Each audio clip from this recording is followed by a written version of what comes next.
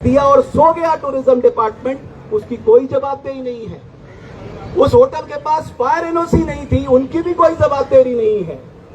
वहां पर एंट्री और एग्जिट का एक ही गेट था, उनकी भी कोई जवाबदेही नहीं है। और यहां तक कि वो जिस तरह से 6 कमरों का 25 कमरों में बदल गया, जिनका निगरानी तंत्र था, उनकी भी कोई जवाबदेही नहीं है। सारी जवाबदेही जो है वो एक वेतन भोगी कुक की होगी, जिसका सिर्फ काम वहां पर भोजन बनाना था। ये बहुत बड़ा अन्याय है और इससे बड़ा अन्याय कुछ हो नहीं सकता। और आज ये अन्याय, मैं सच बताऊं आपको, अगर आप समाज खड़ा नहीं होता तो हो सकता है तैयारी पूरी थी कि केसर सिंह नेगी जी को इस पूरे घटनाक्रम के लिए बलि का बकरा बना दिया जाए। हम उत्तराखंडियों की कुल जमा पूंजी जीवन भर की क्या होती है? हमारी कुल जमा पूंजी होती है हमारी ईमानदारी, हमारी कर्तव्य निष्ठा। क्यों हम पहाड़ छोड़ के आते, अपना आंगन छोड़ के आते, अपने देवी देवताओं को छोड़ के आते, अपने बड़े बुजुर्गों को छोड़ के आते हैं, ताकि हम अपनी आजीविका, अपने बच्चों का लालन पालन पोषण कर सके करके। कोई व्यक्ति समाज का या भारतवर्ष का क्या इस बदनुमा दाग के साथ जीना चाहेगा कि उसकी वजह से 23 निर्दोष लोगों की मौत हो गई? कोई नहीं चाहेगा। लेकिन आप समाज ने दिखा दिया।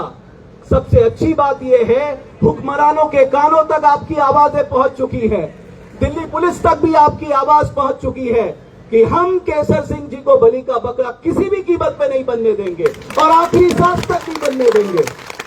ये केवल अब केसर सिंह जी की लड़ाई नहीं है, ये इंसाफ की लड़ाई है। और कानून का प्रतिपादित सिद्धांत क्या कहता है कि सिर्फ इंसाफ होना नहीं चाहिए, होते हुए दिखना भी चाहिए। और हम चाहते हैं, उन हुक्मरानों से हम याचना करने आए हैं, प्रार्थना करने आए हैं, आप करिए अपना इन्वेस्टिगेशन, हमें कोई दिक्कत नहीं है। आप करिए जांच पड़ताल, आप एफएसएल से जांच कराइए, आप जिस एजेंसी से जांच कराना चाहता है कराइए, लेकिन आप एक निर्दोष को बलि का बकरा नहीं बना दे सकते, क्योंकि करोड़ों उत्तराखंडी आज केसर सिंह बन चुके हैं। केसर सिंह भी आज जरूर तिहाड़ जेल में है, लेकिन हर एक व्यक्ति उनके लिए लड़ाई लड़ रहा है हर माध्यम से।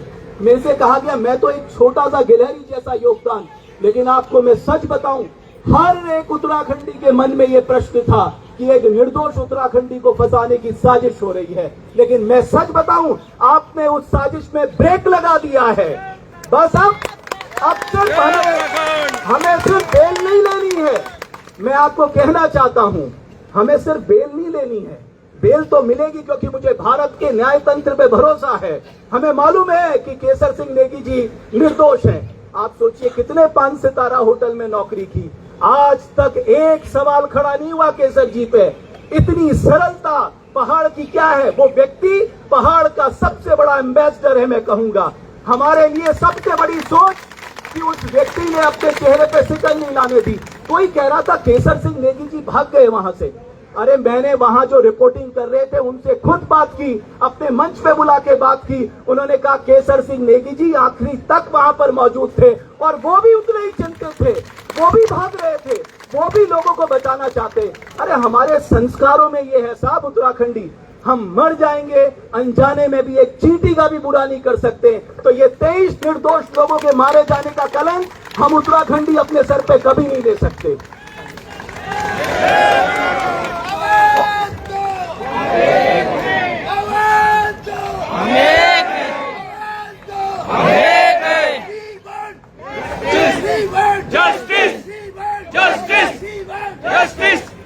एक और बात मैं बहुत संक्षेप में कहना चाहूंगा, कई महानुभाव यहां आए हुए हैं।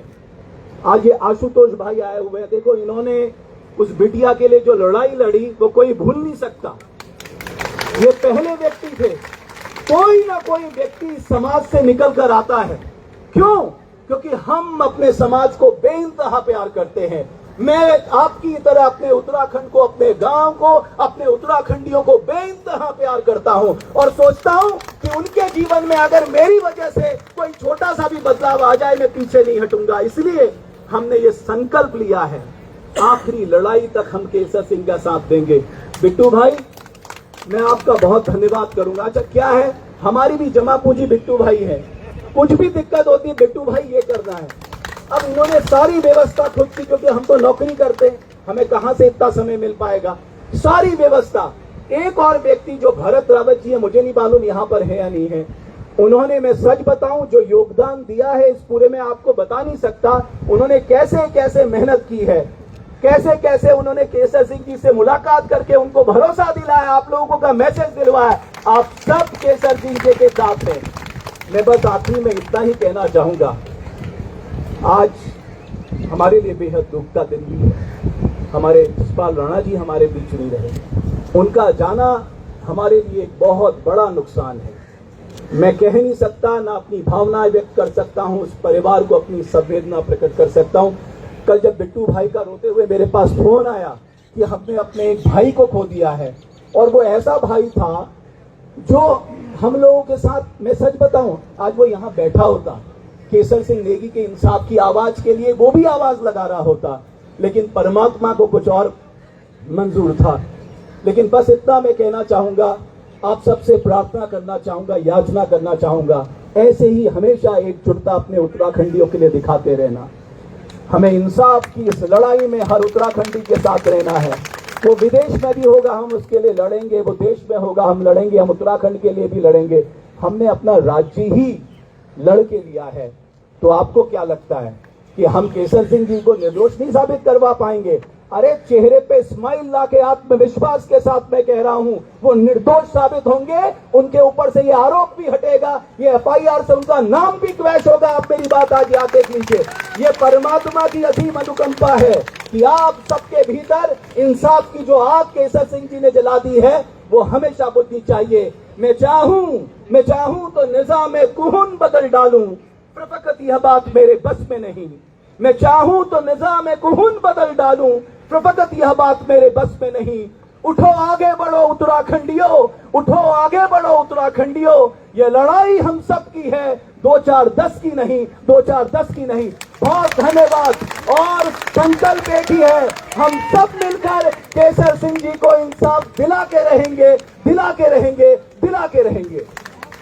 बहुत बहुत धन्यवाद रमेश भट्ट जी, बहुत ओजस्वी उसमें आपने अपनी बात रखी। अब मैं आमंत्रित कर रहा हूँ दिल्ली का एक मुखर चेहरा, अपनी बात को बेबाकी से कहने वाले जगदीश ममगाई जी, पूर्व निगम पार्षद जी, आए जगदीश भाई, आए और अपनी बात कहें। जगदीश ममगाई जी।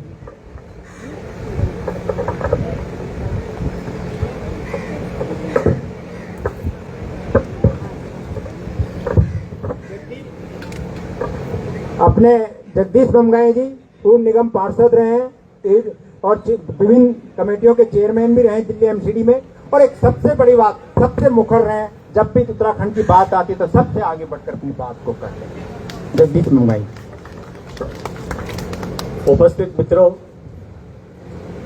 मुझे सबसे बड़ी शिकायत तो ये है कि एक निर्दोष आदमी गिरफ्तार हुआ, गलत तरीके से गिरफ्तार हुआ, लेकिन उसको उस पर स्टैंप लगा दी गई सिर्फ उत्तराखंड। वो दिल्ली का नागरिक है, वो दिल्ली के सब लोग, आपको आपत्ति है कि उसके साथ अन्याय हुआ, देश के सब लोगों को आपत्ति है कि उसके साथ अन्याय हो रहा है। हमने ट्वीट पे, फेसबुक पे जब वो किया, हजारों लोगों में से 70% लोग गैर उत्तराखंडी थे जिन्होंने कहा कि बलि का बकरा बनाया जा रहा है। ये समाज उत्तराखंड का नहीं है, ये देश के एक निर्दोष नागरिक की न्याय का सवाल है, और उस न्याय की लड़ाई का सवाल है। जो इस सारी लड़ाई में मैं शुरू से ही, जब उप्रेती जी ने कहा कि ऐसा कार्यक्रम करें उनके पक्ष में, मैंने कहा कि उनके पक्ष में कार्यक्रम जरूर करें, लेकिन वो एक व्यक्ति, एक देश के नागरिक है, हमारे परिवार के हैं, हमारे समाज के हैं, ये हमारे लिए एक गौरव है, लेकिन वो उतना ही देश का नागरिक है जितना सारे नागरिक हैं, और किसी भी नागरिक के साथ अन्याय होने का सवाल ही नहीं होना चाहिए। पुलिस ने किस तरीके से, आज 11 दिन हो गए, मैं इस सारे मामले में जिस दिन घटना हुई उस दिन भी मालवीय नगर पे था, उसके बाद भी एक टीवी चैनल के डिस्कशन में मालवीय नगर में था।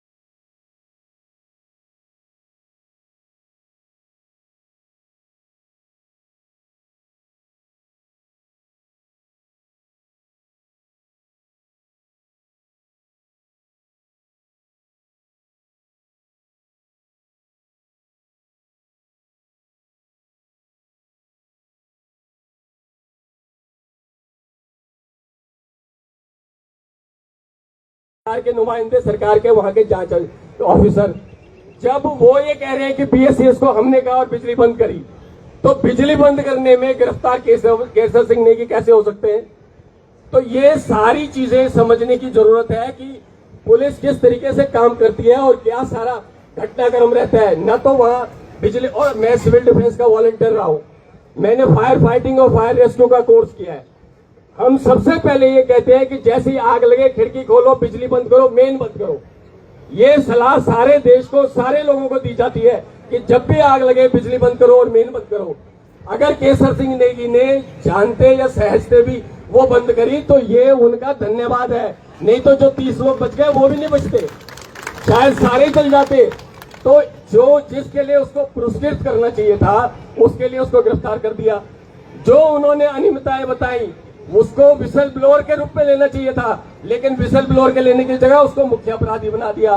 और आप ये गंभीर बात को समझ लो, आज की डेट तक वही मुख्य अपराधी है, क्योंकि जो 3 लोग अरेस्ट हुए हैं उसमें से जो लवकेश बजाज उसका मालिक है, उसका ये कहना है कि मैं मौके पे था ही नहीं, मैं तो अपने घर था। यानी कि उस दुर्घटना का उस पर कोई जिम्मेदारी नहीं बनती। बिल्डिंग में कमरे बनाना, ये अनियमितताओं में आता है। इसके लिए एमसीडी को डेमोलिशन करनी है, इससे ज्यादा कुछ नहीं। जो अकाउंटेंट है जिसके नाम पर वो था, लाइसेंस था, वो अकाउंटेंट भी ये कहता है मैं मौके पे था ही नहीं जी। तो मौके पे कौन था? केवल केसर सिंह नेगी। अगर मौके पे वो था, अगर मौके पे उन्होंने बचाया, अगर मौके पे उन्होंने बचाने की कोशिश करी, खुद उस धुएं में, सफोकेशन में घिर के निकले, वो मर भी तो सकते थे अंदर।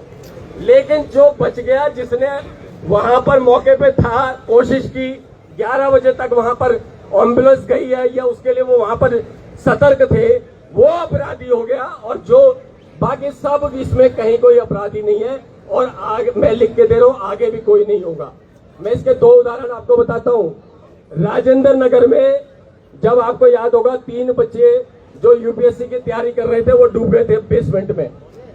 तो पुलिस ने किस पे केस बनाया था? आपको सुन के आश्चर्य होगा। जो सड़क से गाड़ी जा रही थी, पुलिस ने कहा इसकी गाड़ी से पानी उछला और पानी बेसमेंट में चला गया, इसलिए बच्चे मर गए। उस पर धारा 105 जो केसर सिंह जी पे लगाई है, उस समय 304 थी, वो लगाकर उसको गैर इरादत हत्या में पुलिस ने अरेस्ट कर लिया।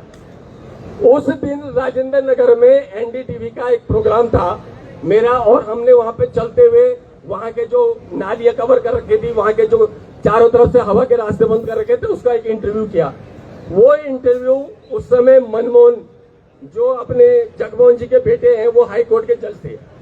हाई कोर्ट के जुडिशरी ने अगले दिन ये पूछा कि भैया चारों तरफ से बंद थे, पानी अगर गाड़ी वाले के वजह से चला गया और तुमने इसको अपराधी बना दिया, एमसीडी का कोई दोष नहीं है, फायर सर्विसेज का कोई दोष नहीं है, मालिकों का कोई दोष नहीं है, कोचिंग इंस्टीट्यूट के मालिक का कोई दोष नहीं है। फटकार लगाई तो 1 हफ्ते बाद पुलिस ने वो ड्राइवर से 105, 304, 105 जो धारा है वो वापस ली, उसको बेल मिली। ये पुलिस के लिए कोई नया नहीं है, किसी भी राह चलते किसी भी निर्दोष आदमी को फंसाकर। क्यों? इसके लिए कारण ये है कि जब राजेंद्र नगर में पुलिस ने जांच करी या जब कोर्ट ने फटकार लगाई, तो एमसीडी के जेई को टर्मिनेट किया गया, एमसीडी के एई को सस्पेंड किया गया, तो फायर सर्विस के ऑफिसर्स पे कार्रवाई की, जल बोर्ड के ऑफिसर्स पे कार्रवाई की। तो उसके बाद उन सब को घेराबंदी में लिया गया और तब भी वो केस चल रहा है। लेकिन उस केस में भी अपराधी बच जाएंगे। एक दुर्भाग्यपूर्ण घटना मैं बताता हूं, उसके बाद समाप्त करता हूं। दुर्भाग्यपूर्ण घटना आपको सुनाता हूं। ललिता पार्क गीता कॉलोनी में एक बिल्डिंग गिर गई, 71 लोग मर गए, 71। मैं एमसीडी इंजीनियरिंग डिपार्टमेंट का हेड था। एमसीडी ने यह कहा कि दिल्ली गवर्नमेंट रिस्पॉन्सिबल है, क्योंकि वहां कांग्रेस की सरकार थी। दिल्ली गवर्नमेंट ने कहा एमसीडी रिस्पॉन्सिबल है। दोनों ने एक दूसरे पे आरोप लगाया। मैंने पूछा कि भाई चलो सारे आरोपित कौन है, ये बात की बात है, लेकिन 5 मंजिल कैसे बन गई? 5 मंजिल अगर बनी है तो MCD is directly responsible for it. 5 लोगों को सस्पेंड किया। 2012 में जब मैं चला गया तो वो सारे सस्पेंडेड लोग वापस आ गए। 8 साल तक वो जांच चली। जांच का जो दिखावा होता है ना, इसमें भी जांच ऑर्डर हुई है। 8 साल तक जांच करने के बाद जानते हो कार्रवाई क्या हुई? जो उस समय बिल्डिंग का जेई था उस पर 21,000 रुपए का जुर्माना लगा, और वो भी रिटायर हो चुका था। तो उसको कहा कि किस्तों में आप 12 साल में इसको भर दीजिए, और 71 लोगों की लाशों पर न्याय का दफन हो गया।